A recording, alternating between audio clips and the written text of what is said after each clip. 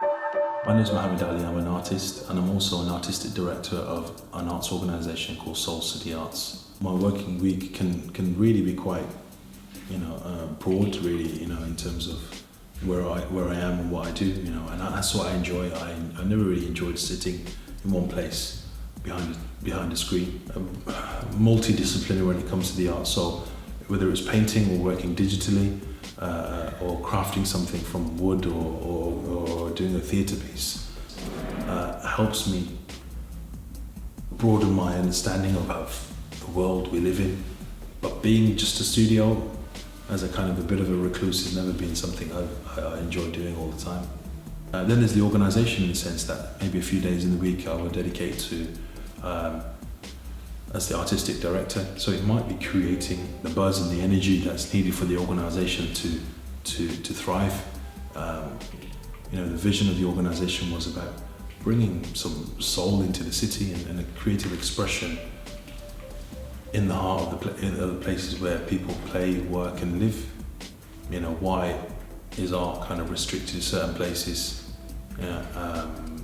galleries in certain parts of town, etc., whereas art should be embedded within people's lives. Two things that I've kind of I'm excited by at the moment. I'm doing a lot of live performance painting, and that's always intrigued me really, in how the art of painting, the motion of spray painting in particular, it's almost like a performing art.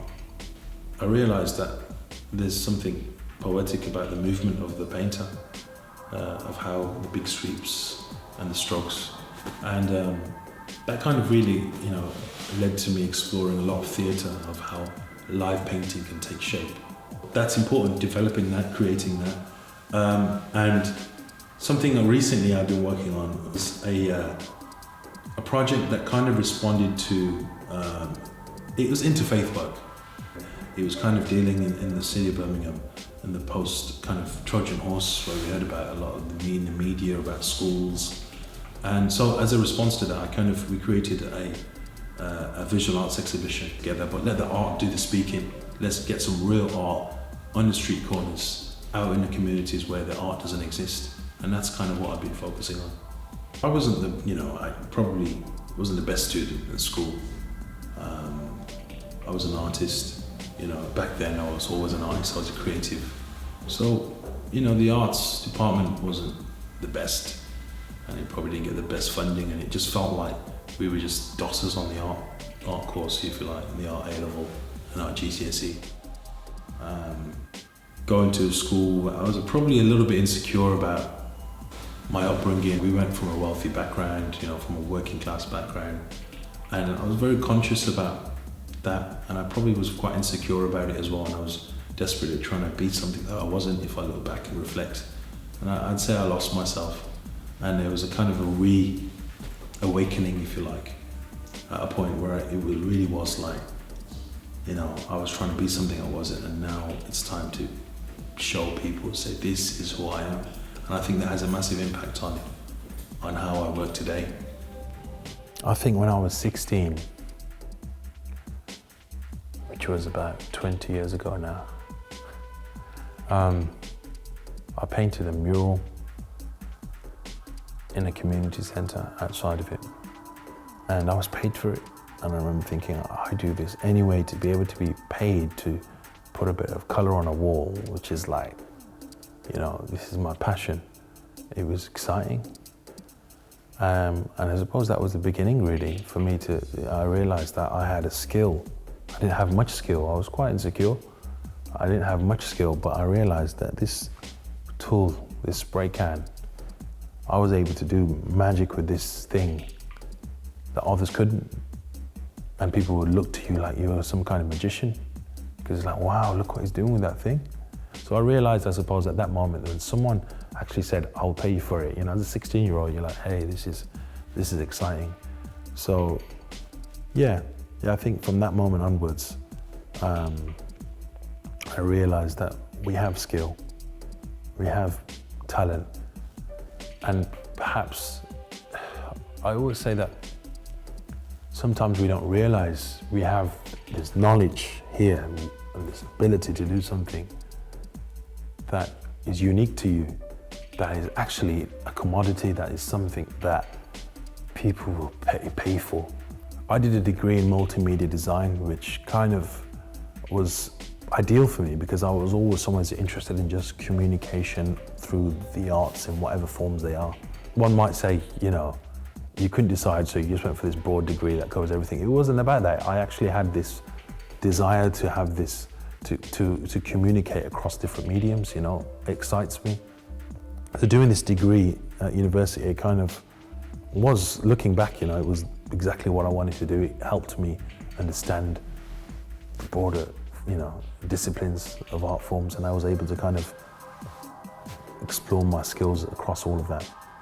Having a family restaurant, which I really kind of disliked at the time, as growing, you know, in teenage years, having to help my dad with the restaurant business on a Friday, Saturday night, it was kind of like, you felt, gosh, you know, I just don't want to be here. But I think it opened my eyes a lot. You never really think that this is a job working, serving people in a restaurant, or cooking, or not cooking, I wasn't really a cook, but helping out, cleaning up and whatnot. But the main thing was people. What that gave me was an understanding of just dealing with people and just becoming a good communicator. People skills are like so crucial, especially in this day and age. In this day and age of just being able to engage with a random person and say, let's talk, you and me, and getting to know that person. So that was really, really key for me. And I kind of reflect back and think, you know what, that opened my eyes. Working in a late night restaurant, seeing the things I've seen, opened my eyes, helped me communicate. And then going on and working in the games, I worked in the games industry for a while. I was able, you know, for 5 years. And I also worked in branding as well. I worked in a design agency for a number of years. And it was designing the branding for mostly jewelry companies. And we were doing the flyers, the websites, the videos, all the slick branding that is around these diamonds. And I'm talking about of how diamonds this big, like worth hundreds of thousands of pounds, and packaging that to sell it and make it look slicker than it is. That, again, it gave me a lot of what I do today as an artist, or even for my organization. It showed me how to make something, make this system around something and sell it in a way that make people go, wow, I want that. You can develop those skills through whether it's just working in a shop or a restaurant, or working, you know, on your computer and creating this hype around something. That's something that's so relevant to our, you know, our careers. You know, you won't realize it at the time, but believe me, those little skills, they come back and you realize, wow, that's something I picked up there. You know, when you actually kind of look back and reflect on it all, you go, it's amazing. Nothing happens in life for no reason. Every little thing contributes to something.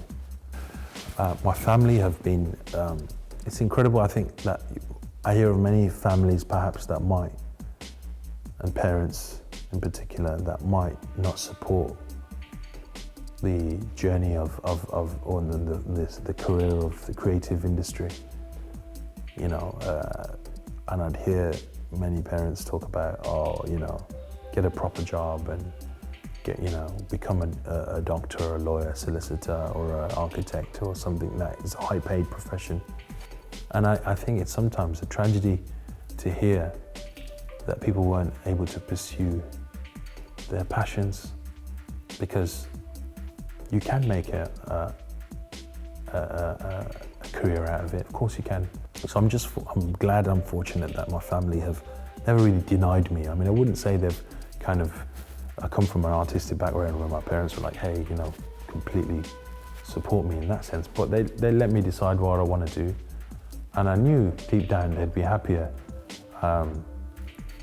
if I didn't pursue a creative career, but they let me do what I do, and that was the main thing. And there's no looking back for me. I see it as the most fulfilling thing. I'm able to do what I do, and I love what I do. If I remember going back to that first mural, if I remember correctly, I was able to use something that I had done elsewhere and say, would you like this? Would you like me to paint this, or something like this? And that person biting your hand off for it, and then realizing that you can you could just go anywhere and say, hey, I've got this, do you want a piece of this? So, you know, I just remember thinking, you gotta be hungry, you've gotta believe in yourself, and you gotta go prepared. I had visuals, a big portfolio. I said, this is what I do. You have to sometimes hustle your way through and believe in yourself and be confident in who you are. If you're gonna stand tall, you gotta kind of stand up and say, what's different about me? Okay, I'll tell you what, this is my package. This is who I am. What is your pitch? And if you can sell yourself, really, I don't think I have anything that unique. Not really, but if you can pitch yourself in such a way that makes what you do sound unique, use the right language to convey what you do, make yourself sound good. It's a bit like your CV, if you like. How many CVs do you see? But can you make your CV just scream out and say, my God, who is this person? I want to meet this person. It's just about how you package yourself. People are crying out. You don't realize it, but the very things that you take for granted, people are crying out for you to be able to write something, create something, paint something, edit something, shape something, whatever it might be. You know, you have a skill that there's many people out there that the majority of people don't have. So recognize that and take advantage of it. One of the things is just hustling, going out and pitching yourself out there, really bringing in that regular work. I'd certainly say my dive into the creative, into me, my work as an artist, it kind of gradually happened. You know, it's kind of you wean yourself into it rather than just take this massive dive into it, if you like. So from working in the commercial and design industry, which I was, you know, slowly kind of finding my feet as an artist and working in the arts world, it was slowly kind of weaning off it, if you like, and then saying, okay, this is the right time to now immerse myself in this. But yeah, I suppose I've been very fortunate that I've never really had to market and kind of promote too much, you know, if the work can sometimes speak for itself. But I suppose that was also because I was good at branding and being able to put stuff online and understanding the power of media and press releases and social media and all these things. If you have an understanding of these things that most people do, really, if your work stands out, it will get out there. Learning how to, you know, not undersell yourself as well, you know, understanding these things are, you know, so that's, I suppose, how I've managed to do what I do is a mixture of commercial work that might be working with corporations, as well as, you know, working in the education sector as well. A few lessons that I would share are as follows. One of them, and for me probably the most important, is being authentic, being real, however you want to describe it, but just being yourself rather than try and pretend something you're not. And I think that goes back to my own experiences of just suppressing something that who I was, but just be yourself and don't be ashamed of that at all.